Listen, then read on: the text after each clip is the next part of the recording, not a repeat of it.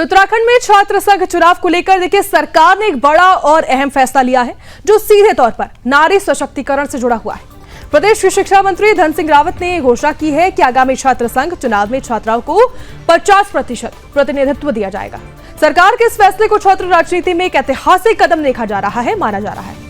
लंबे समय से देखिए छात्र संघ चुनावों की छात्राएं जो है उसकी भागीदारी यहां पर सीमित रही है, लेकिन अब ये जो फैसला है उन्हें नेतृत्व के केंद्र में लाने की दिशा में एक बड़ा बदलाव है। शिक्षा मंत्री धन सिंह रावत ने इसको लेकर स्पष्ट किया कि सरकार का उद्देश्य छात्राओं को बराबरी का अवसर देना है और उन्हें नेतृत्व की भूमिका में आगे बढ़ाना है। इस पहल से न केवल छात्राओं को आत्मविश्वास इनका बढ़ेगा, बल्कि शैक्षणिक संस्थानों में संतुलन और समावेशी नेतृत्व भी विकसित होगा। इस फैसले के बाद से छात्र और छात्र संगठनों में उत्साह का माहौल पैदा हो चुका है। कई छात्र संगठनों ने इस फैसले का स्वागत किया और कहा कि इससे छात्राओं को अपनी बात रखने का मौका मिलेगा और निर्णय प्रक्रिया में भागीदारी का बेहतर मौका मिलेगा। छात्राओं को कहना है कि अब वे भागीदारी तक सीमित नहीं रहेंगी, बल्कि नेतृत्व की जिम्मेदारी भी मजबूती से निभाएंगी। ये फैसला उन्हें आगे बढ़ने और अपनी पहचान बनाने का अवसर देगा। हालांकि कुछ छात्र नेताओं ने यह भी सुझाव दिया कि इस फैसले के सफल क्रियान्वयन के लिए स्पष्ट दिशा निर्देश और पारदर्शी प्रक्रिया जरूरी होगी ताकि इसका लाभ सभी तक पहुंच सके।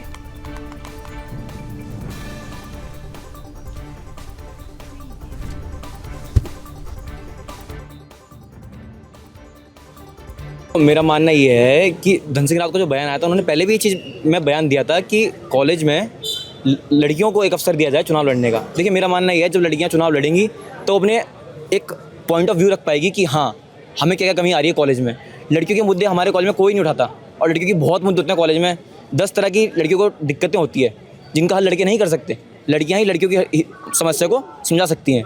फिर अगर हमारे कॉलेज में 50% लड़के हैं तो 50% लड़कियाँ भी तो है, उनकी आवाज़ कौन उठाएगा? हम लड़के सिर्फ अपना ही देखते हैं। मेरा मानना है कि लड़कियों की आवाज़ उठाने के लिए धन सिंह रावत जी का बयान कुछ सही है, इस पे आगे कुछ उन्हें करना चाहिए और ये लागू होना चाहिए। नहीं, आप एलिगेशंस को लेके कह रहे हैं लड़कियों को, लेकिन चुनावी रणनीति में इसका कितना असर पड़ने वाला है महिला आरक्षण को लेकर? चुनावी में तो थोड़ा देखो ये कह सकता हूँ मैं कि लड़कियाँ थोड़ी पीछे रह सकती हैं, पीछे से रह सकती हैं कि चुनाव हमारे डीएवी महाविद्यालय में लड़कियों को चुनाव लड़ना कोई आम बात नहीं मानी जाती, क्योंकि लड़कों को भी कहीं ना कहीं दिक्कतें बहुत आती है।